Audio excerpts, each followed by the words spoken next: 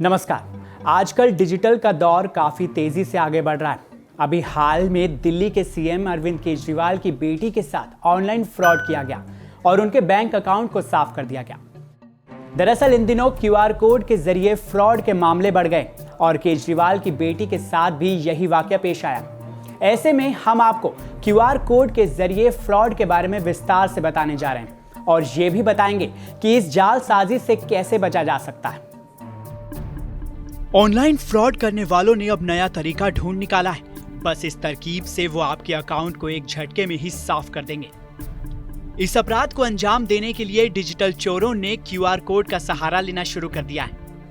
Online payment करने और OLX जैसी वेबसाइट से सामान खरीदते वक्त इस तरह के फ्रॉड काफी किए जा रहे हैं। ऐसे में आपको भी संभल कर रहने की जरूरत है और किसी भी क्यूआर कोड को स्कैन करने से पहले जरूर उसके बारे में पता कर लें।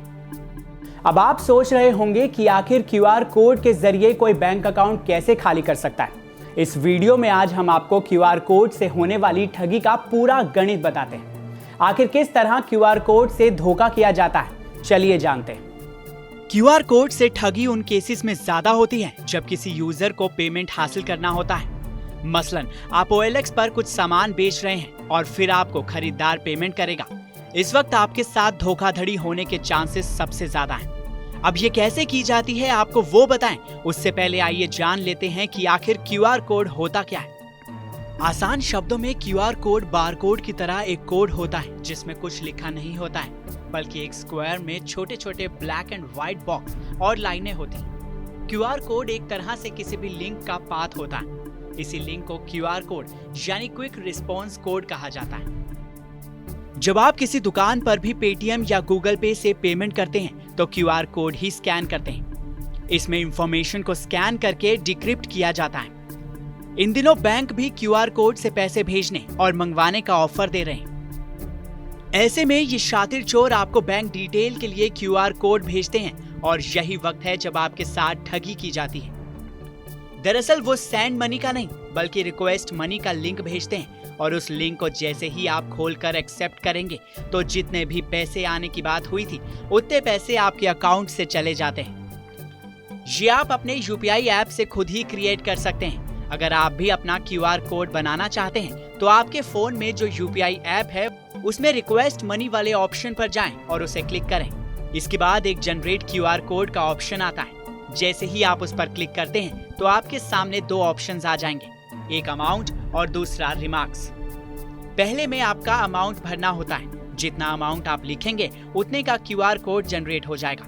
कुछ इसी तरह से क्यूआर कोड भेजकर जालसाज भी आपको फंसाते हैं और पल भर में आपके साथ हो जाता है हजारों लाखों का खेल। क्यूआर कोड के जरिए हो रहे फ्रॉड के बारे में ज्यादा से ज्यादा तो आप समझ ही चुके होंगे। ऐसे में जरूरी है कि क्यूआर कोड से ट्रांजैक्शन के दौरान आप खास सावधानी बरतें।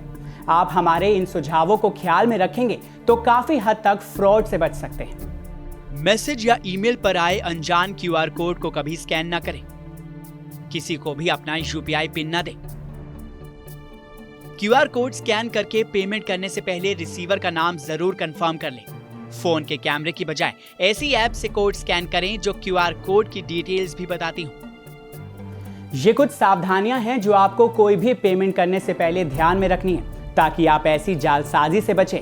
ये वीडियो आपको कैसा लगा कमेंट सेक्शन में हमें जरूर बताएं। साथ ही देश और दुनिया की तमाम बड़ी खबरों के लिए सब्सक्राइब करें TV9 भारतवर्ष। न्यूज़ टॉप 9 रोज सुबह 7 बजे और शाम 7 बजे सिर्फ TV9 भारतवर्ष पर।